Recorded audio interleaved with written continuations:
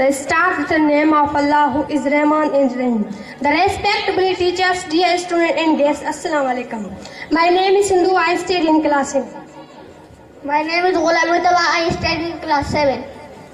My name is Iman, I study in class 7. My name is Abral, I study in class 7. जीअं त तजुर्बे जो उनवान आहे असां सां किथां खणूं अॼु असां तव्हांखे वाज़े करे ॿुधाईंदासीं त असांजा फेफड़ा कम किथां कनि उन लाइ गुड़बल शयूं प्लास्टिक जी ख़ाली बोतल 3 फूकणा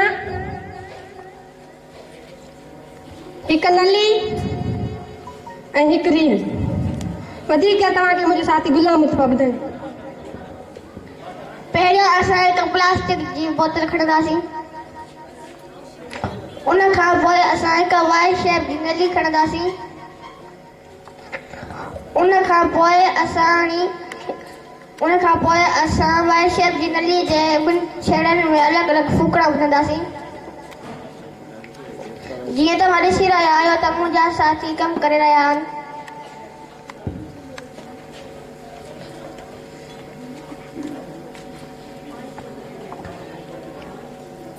जीअं हाणे तव्हां ॾिसी रहिया आहियो त मुंहिंजा साथी फूकड़े खे धाॻो वधी रहिया आहिनि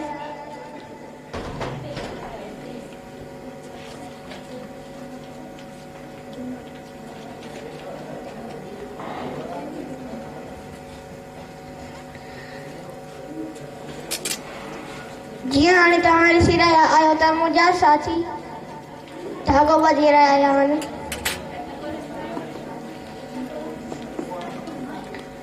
जीअं हाणे तव्हां ॾिसी रहिया आहियो त मुंहिंजा साथी फूकड़े खे टेप सॉल्यूशन विझी रहिया आहिनि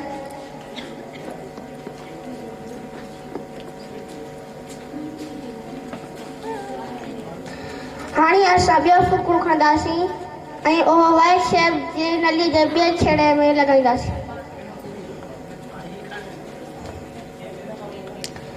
ऐं हाणे असां उन फूकड़े खे धाॻो वधंदासीं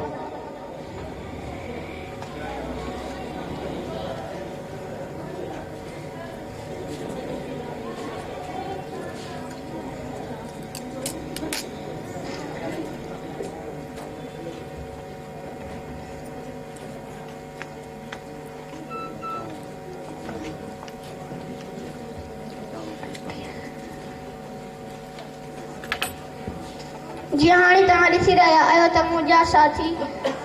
फूकड़े खे टेप सॉल्यूशन विझी रहिया आहिनि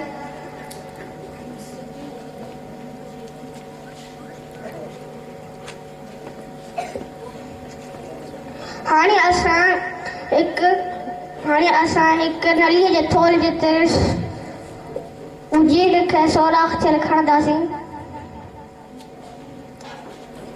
ऐं उहा बुजी नलीअ में लॻाए पोइ असां बुजी बंदि कंदासीं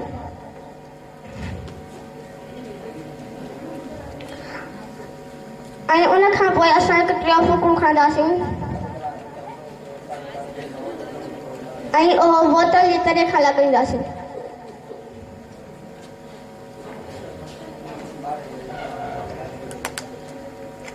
ऐं हाणे असां उन बोतल जे तरे खां फूकड़े खे टेप सॉल्यूशन मज़बूतीअ सां ॿधंदासीं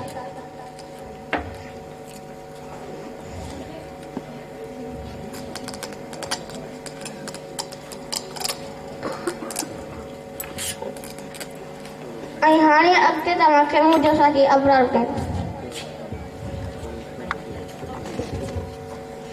तजुर्बे जो मुशाहिदो इहो आहे त जेकॾहिं असीं तरे वारे फूकरे खे छिकियूं था त अंदरि वारा ॿई फूकरा फुकजनि था जेकॾहिं असीं उनखे वापसि छॾियूं था त अंदरि वारा ॿई फूकरा सुसिजी वञनि था असांजा फिफड़ ॿई इहे ई कमु कंदा आहिनि असांजो सीनो बि हिन बोतल वांगुरु आहे असांजे सीने जे हेठियां हिकु जली लॻल आहे उनखे बायोलॉजी में डायाफ्राम चवंदा आहिनि उहा जॾहिं हेठि छिकजंदी आहे त असांजा फिफड़ फुकिजी वेंदा आहिनि ऐं नली वसीले नक मां साह खणी सघंदा आहियूं ऐं उहा जॾहिं मथे छिकजंदी आहे त असां नली वसीले नक मां साह ॿाहिरि खणी सघंदा आहियूं थैंक यू